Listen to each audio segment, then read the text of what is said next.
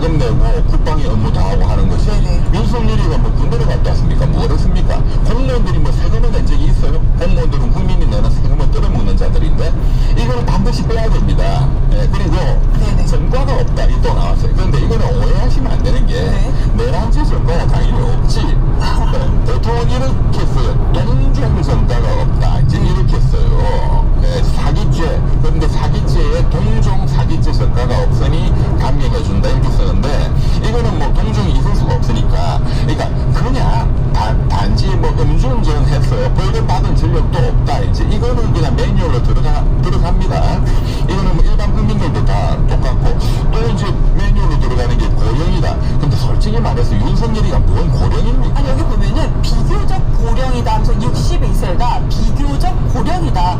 인생 60부터 아닙니까? 이게 왜 고령인지 그러니까 이런 것도 그냥 봐주려고 그냥 하나 넣어주는 거예요. 그 다음에 중요해. 그 다음이 치밀하게 계획해서 일으킨 내란이 아니다. 윤석열 한마디로 윤석열 좀 바보이다. 그래 욱하는 심정이 그냥. 그래서 사형이 아니고 무기징역인가요? 그런데 이런 자가 더 위험한 거야. 이런 자가 국군 통수권자였잖아요. 그 다음에 실탄을 휴대해서 군이 투입되지 않았다. 이것도 실탄이 각 개인의 군인들이 다 실탄 장전하고 하지는 않았을지 몰라도 실탄이 준비가 됐었어요. 물론 준비된 거하고 각자가 개인이 휴대해가지고 장전하는 거는 물론 다르겠지만 어쨌든 이 부분도 강경 사유라고 이제 좀 억지로 만들어준 거죠. 실탄을 준비를 해서 국회까지 차량 안에 넣고 다 갔다라는 것도 우리가 이미 다 알고 있습니다. 네, 그러니까. 그리고 이제 투입된 707 그 특전사가 이제 국회 안에 투입돼가지고 폭력을 행사하지는 않았다. 그거야 뭐 시민들이 가로막고 등등 그런 현장 판단에 의해서 우리 훌륭한 특전사 대원들이 폭력 행사를 하지 않은 것이지. 아니 총 쏘고 해서 강제로 끌어내라 이런 지시까지 있었잖아요. 이 중에 너무나도 이상한 부분이 대부분 계획이 실패했다라는 겁니다. 윤석열이 계획을 실패한 건지 아니면 국민들과 국회가 이것을 저지해서 막은 건지 그 부분이 확실히 일어나지 않습니까? 이제 그것도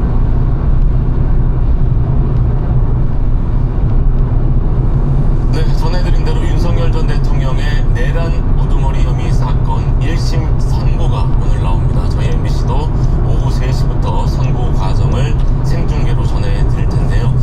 오늘 재판과 관련해 궁금한 내용을 김성훈 변호사와 함께 짚어보겠습니다. 어서 오십시오. 안녕하세요. 네. 아무래도 가장 궁금해하실 부분은 어떻게 선고가 될 것인가 이 부분이 아닐까 싶은데 법조인이셔서 어떤 전망을 하십니까? 라는 질문을 많이 받으셨겠습니다만 역설적으로 압도적 지지 매불쇼.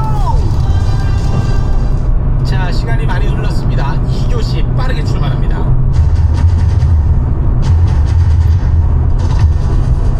한국사 빠르게 요약을 참고 잘해주시는 분입니다. 박광일 작가님 어서 오십시오. 안녕하세요, 박광일입니다. 고맙습니다.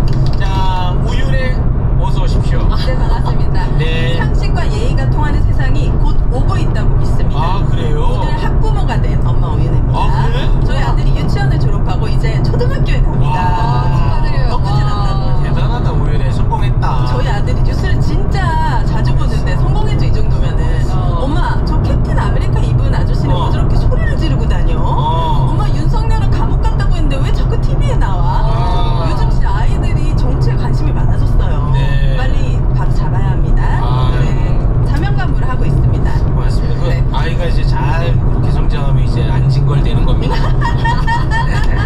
감사합니다. 네. 자, 오늘 어떤 내용 가지고 오셨는지 빠르게 출발하겠습니다. 네, 오늘 말씀드릴 내용은 조금은 심각할 수 있는 내용이고 또 한편으로 한국사에서 이런 일이 있었나 싶은 사건을 가지고 왔습니다. 그런데 이제 그와 관련해서 이제 최근에 제가 보기에 좀 당황스러운 동영상이 2개가 있었는데요. 전한길 씨가 조금 뭔가 어떻게 역사를 공부하고 가르쳤다는 분이 저런 말씀을 할까라고 하는 영상이 있는데 그 영상을 먼저 보고 말씀을 드리도록 하겠습니다. 네. 거민에 있는 이름들 맞습니까? 물체포자들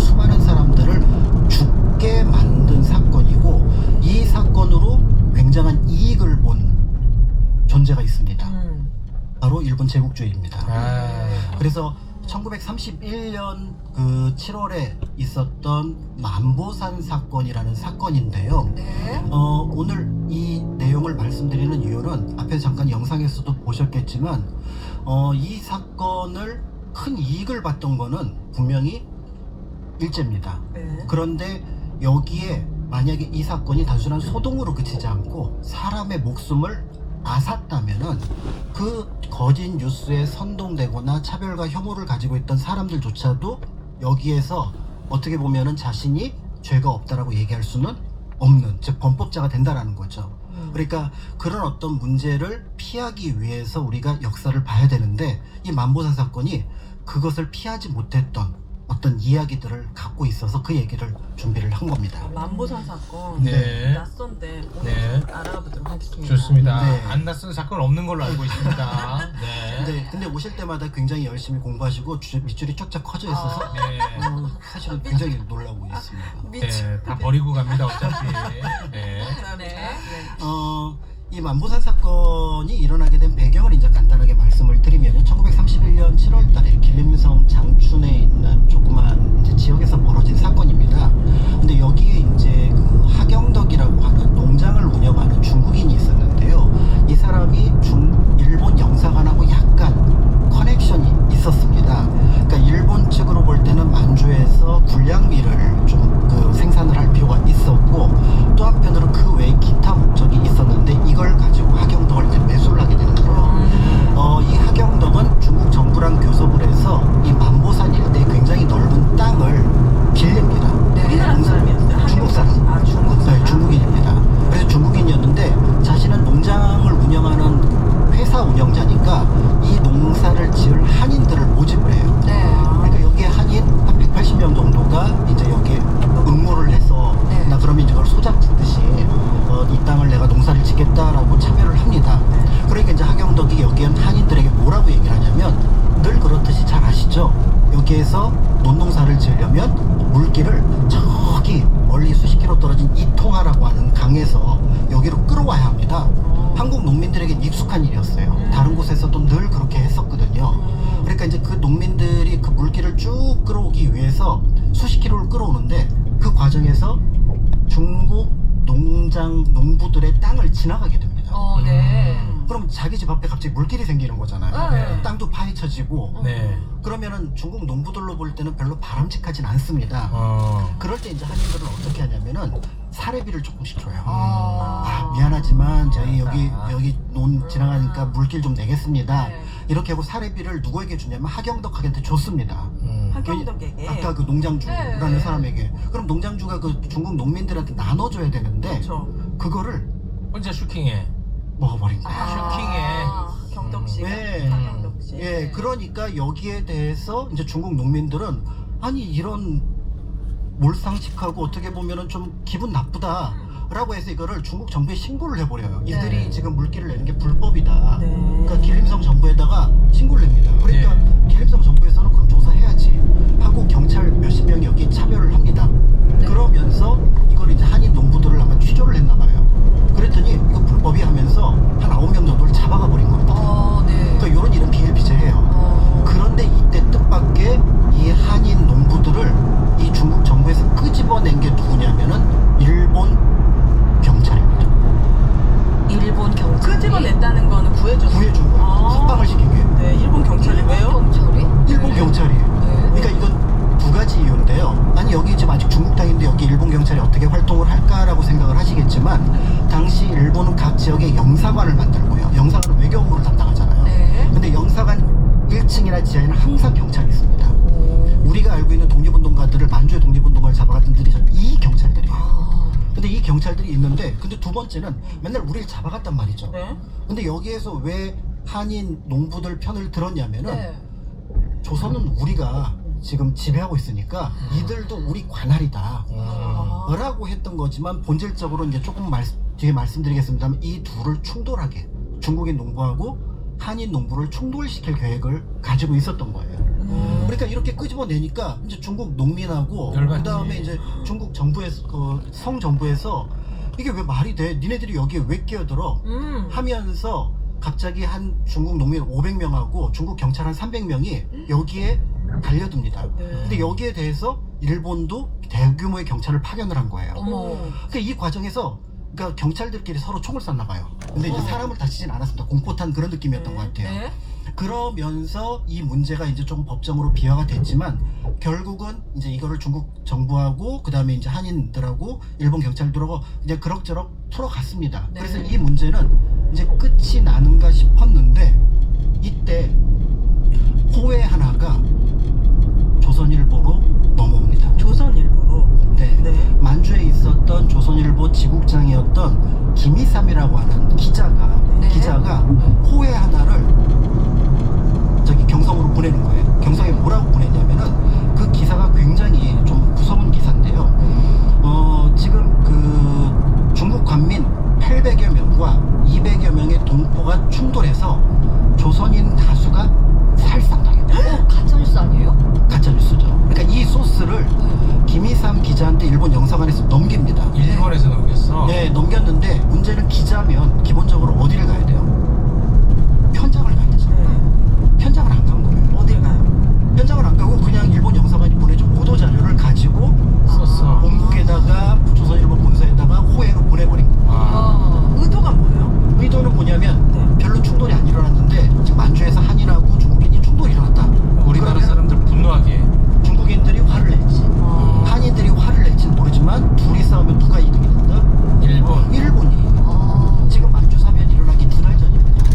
그러니까 만주에서 뭐라도 일을 일으켜서 그걸 빌미로 군대를 파견하는 것이 목적이었거든요. 그러니까 여기에 가장 힘이 없었던 중국 농민하고 한국 농민을 충돌시키고 그거를 마치 큰 어떤 대규모의 살상 사건인 것처럼 기사를 만들어서 김희삼 기자에게 보내는데 이 기자가 조금만 직업의식이 있었다면 현장을 가서 확인했으면 아 이거 그냥 에피소드야 약간의 그냥 소동이 있었지만 뭐 이런 일은 비일비재하니까 하고 넘겼을 거예요.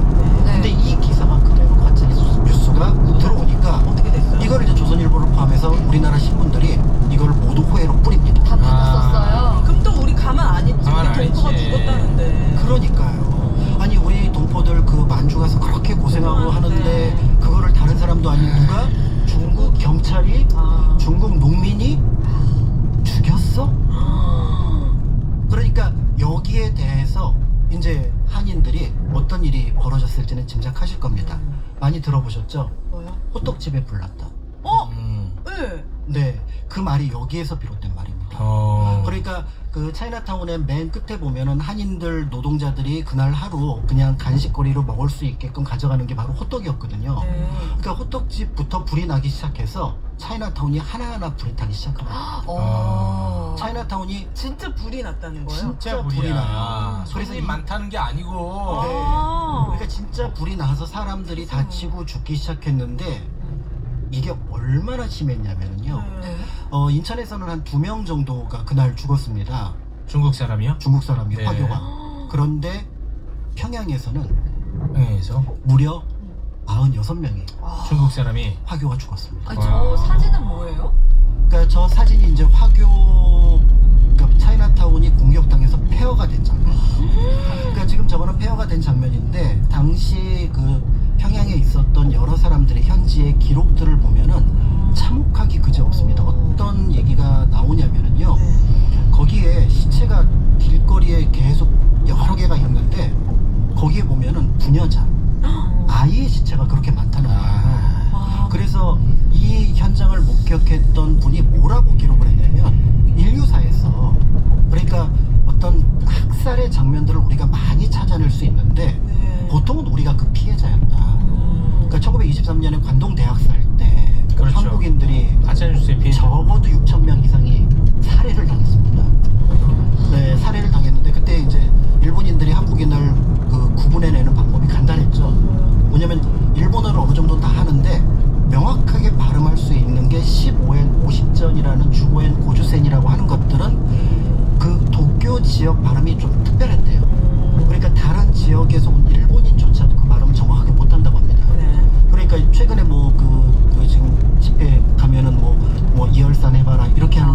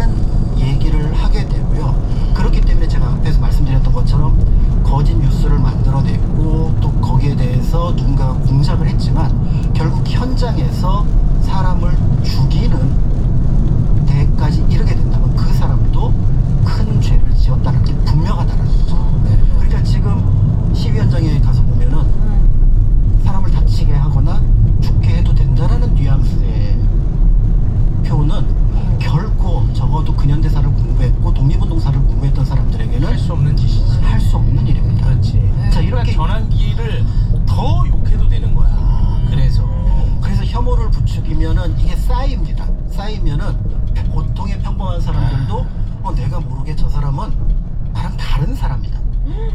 그럼 다른 사람은 조금 있다가 어떻게 되냐면 틀린 사람이 돼요. 네. 그럼 틀린 사람이 되면 때에 따라서는 혐오하게 되고. 그러면 혐오하게 되고 뭔가 큰 사건이 있을 때 그들에게 린치를 가할 수 있다라는 그런 합리화가 생각을 생기겠죠. 하는데 그런 사람들이 평양 시민들이 특별한 사람들이 아니잖아요. 그렇죠. 그냥 보통의 사람들인 거잖아요.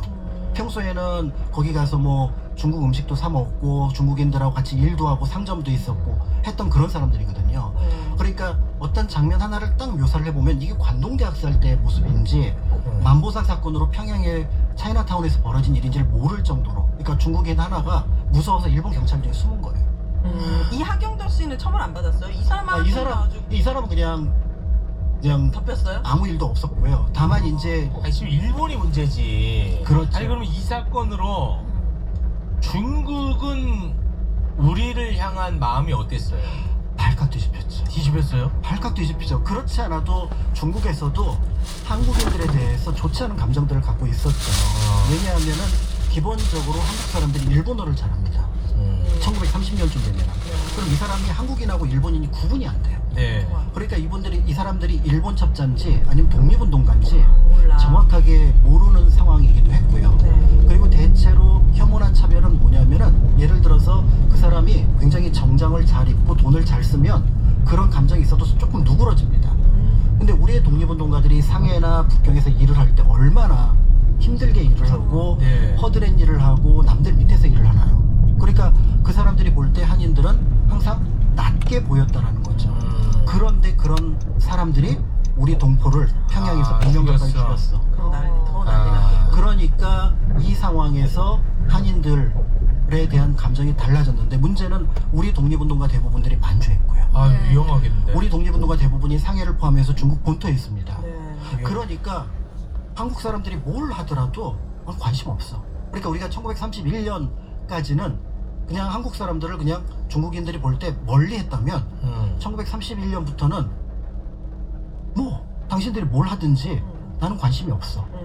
이렇게 얘기를 하는데 우리는 중국의 도움이 굉장히 필요했었잖아요. 이제 이런 상황이니까 이제 우리가 국사교과서에서 납득하지 못하는 문장 하나가 등장을 합니다.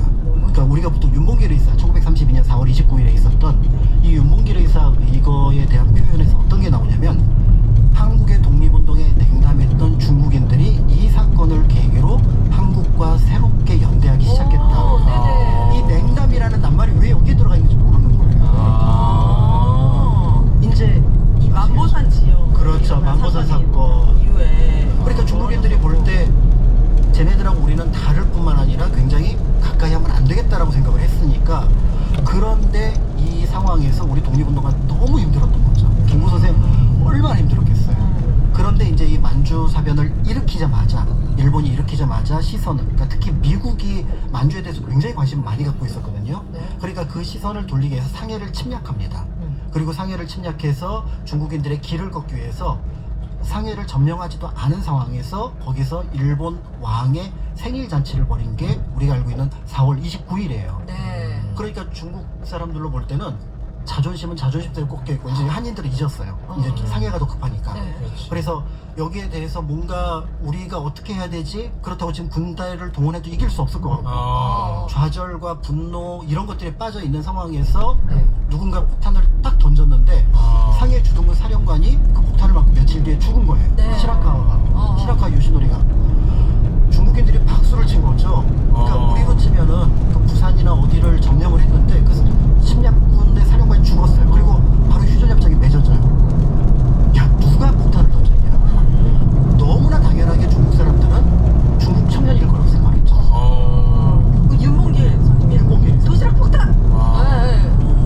그러니까 물통하고 도시락. 언제까지 도시락이냐. 물평 진짜 날아가는 거죠 이렇게. 그러니까 이 사건을 너무나 당연하게 중국 청년, 중국인 군인이 했을 거라고 생각을 했는데 조사를 해보니까 윤봉길. 그거는 이래저래 굉장히 의미 있네. 그렇죠. 그러니까 이 사건을 계기로 중국에서 시선이 완전 달라졌다. 달라집니다. 그러니까 우리 침략군을 그러니까 느낌의 그런 거잖아요. 우리나라에 와서 여태까지 약간은 좀 천대받던 어떤 외국인이 있었는데 그 외국인이 우리나라를 침략한 사령관을 죽였어요. 그러면 너 이제부터 우리랑 친구야. 이 생각을 하게 되잖아요. 그렇죠. 그러니까 윤봉길 의사의 의거는 사실은 두 가지 면에서 굉장히 큰 역할을 했는데요. 앞에서 교과서 문장이 등장했다. 여태까지 냉담했던 중국인들에게 아 한국이 우리랑 같이 일제랑 싸웠구나. 라는 것들을 보여주었고요. 연대해야겠다. 네. 그 다음에 이제 두 번째는 우리가 혹시 도울 일이 있으면은 도와야겠다. 그래서 우리가 알고 있는 임시정부가 32년에 상해를 떠나서 45년까지 생존할 수 있었던 것은 이때 여론, 그 다음에 이때 어떤 정치적인 환경의 변화, 이런 것들이 어마어마한 영향을 끼쳤습니다. 아, 그랬구나. 그러니까 우리가 사실은 독립운동을 가지고 있는 나라잖아요. 독립운동 역사를 가지고 있는 나라잖아요. 독립운동의 목표는 뭐냐면요. 차별받지 않으려고 하는 거예요. 우리 어디 한인들이 어디 가서 미국이라든지 중국이라든지 러시아 가서 우리 차별받으면 안 돼. 근데 김구 선생 늘 차별받았어요. 우린 난민이야. 이러고 다녔어요. 그게 얼마나 힘드셨겠어요. 그 다음에 안창호 선생 어디 돌아다니면서 그 수영 탁 하면서 여기저기 다니면서 한인들 우리 차별받지 않도록 열심히 일해야 됩니다. 집 청소 깨끗이 해야 됩니다. 이 얘기를 하셨단 말이에요. 차별받지 않아야 되고 그래서 적어도 우리가 혐오의 대상이 되면 안 된다라고 얘기를 했고 그렇지만 우리 같은 약자를 돕겠다는 누군가가 나타나면 그들하고 연대하고 그래서 서로 뭔가 좋은 일을 만들어 가자는 게 독립운동 역사예요. 그래서 우리의 독립운동은 그때는 아픈 역사였지만 지금 우리에게는 정말 소중한 역사적 자산이거든요. 근데 그런 역사적인 자산은 다시 돌려놓고 보면은 혹시 우리가 누군가를 차별하거나 또 누군가를 혐오하거나 또 우리의 손을 애타게 기다리는 누군가를 외면하면 안 되는데 굳이 그거를 만들어가면서 맞아, 조장하잖아요. 그리고 그거를 분열을 해서 정치적인 이득을 얻겠다고 한다 그러면은 1931년에 일본 제국주의자를 생각하지 않을 수가 없는 거라고 볼 수가 있는 거죠. 그래서 이 만보산 사건에서 어떤 분이 굉장히 중요한 표현을 하셨는데요. 민족주의의 정말 잘못된 쓰임이었다. 민족주의. 그러니까 우리가 민족주의는 사실 우리를 하나로 모으고 누군가 어려울 때 서로 힘을 내자라고 우리 옆에를 이렇게 북돋이는 그런 역할을 하잖아요. 북돋는 역할을 하는데 이게 우월의식으로 바뀌고 누군가를 혐오하는 내용으로 바뀔 수 있는 가장 안 좋은 케이스를 1931년 7월 달에